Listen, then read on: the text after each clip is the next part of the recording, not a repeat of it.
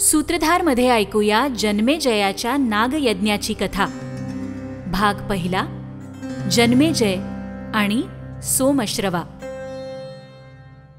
जे ठरवते नियती तेच घडते अंती, फेऱ्यात अडकता उरे फक्त परिणाम हाती. महाभारत. कौरव आणि पांडव यांच्यात लढली गेलेली एक अनोखी गाथा. पण पांडवांच्या नंतर कुरुवंशाचं काय झालं, हा एक असा प्रश्न आहे ज्याचं उत्तर शोधण्यात अनेक लोकांना रस असेल. अर्जुनाचा पुत्र अभिमन्यू आणि अभिमन्यूचा पुत्र परीक्षित. जन्मेजय, श्रुतसेन, उग्रसेन आणि भीमसेन हे परीक्षिताला 4 पुत्र झाले. शमीक ऋषींच्या बाबतीत घडलेल्या घटनेमुळे त्यांचा पुत्र शृंगी याने परीक्षिताला शाप दिला होता, ज्यामुळे तक्षकाच्या दंशामुळे परीक्षित मरण पावला. ही गोष्ट जेव्हा जन्मेजयाला कळली तेव्हा त्यांनी नागयज्ञ करण्याचा निर्णय घेतला, ज्यात सगळ्या नागांची आहुती दिली जाणार होती. नागांची ही दशा त्यांच्याच मातेच्या शापामुळे होणार होती.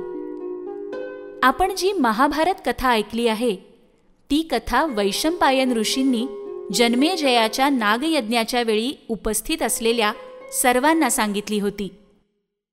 पण या कथेचा प्रारंभ कसा झाला आणि कथेचा काय निष्कर्ष निघाला हे जाणून घेण्यासाठी या कथेची पानं पुन्हा एकदा काळजीपूर्वक चाळली पाहिजेत.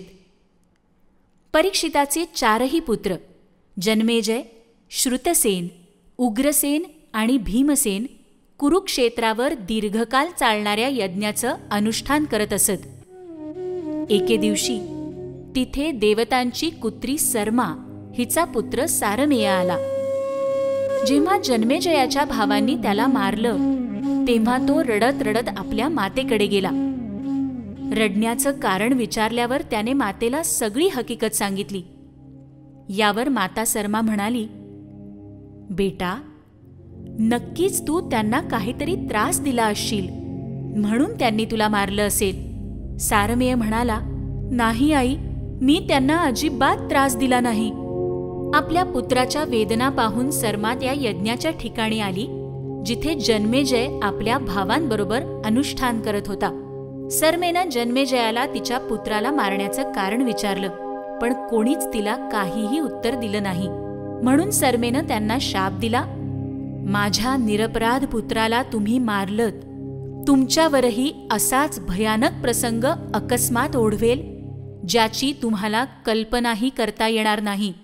हे ऐकून दुःखी झालेल्या जन्मेजयानं या शापाचं निवारण करण्यासाठी पुरोहितांना शोधायला सुरुवात केली. एके दिवशी शिकार करताना जंगलात जन्मेजयाला श्रुतश्रवा नामक ऋषींचा आश्रम दिसला.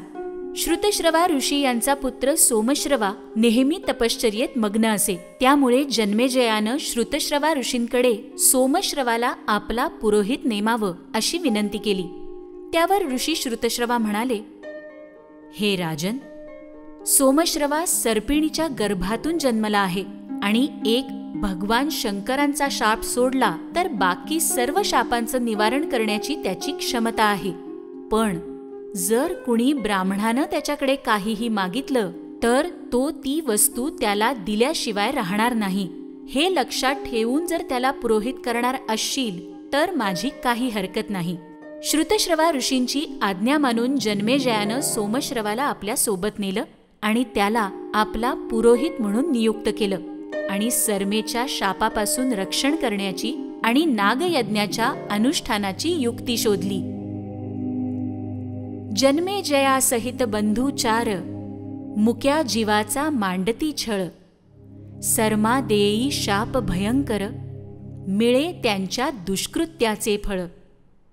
बनवून पुरोहित आणले सोमश्रवाला, मान्य केल्या अटी साऱ्या, यज्ञ मात्र मिळे अवघा धुळीला. परंतु जन्मेजयाला आपल्या पित्याच्या मृत्यूचं सत्य कसं समजलं? उत्तंक ऋषी आणि तक्षक यांच्यामध्ये काय वाद होता? परीक्षिताला तक्षकाच्या दंशाचा असा शाप का मिळाला होता अशा सगळ्या प्रश्नांची उत्तरं जाणून घेण्यासाठी जन्मेजयाचा नागयज्ञ या कथामालेतील पुढील भागांची प्रतीक्षा करा आणि या कथांमधून ज्ञान प्राप्त करताना आनंदही मिळवा. तात्पर्य: ही कथा आपल्याला शिकवते की माणूस असो वा कोणताही प्राणी विनाकारण कोणालाही त्रास दिल्याने त्याचे दुष्परिणाम आपल्याला सहन करावेच लागतात.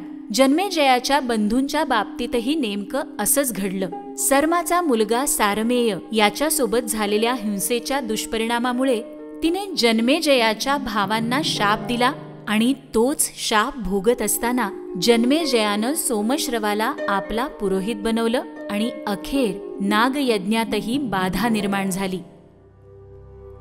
जे ठरवते नियती तेच घडते अंती, फेऱ्यात अडकता उरे फक्त परिणाम हाती.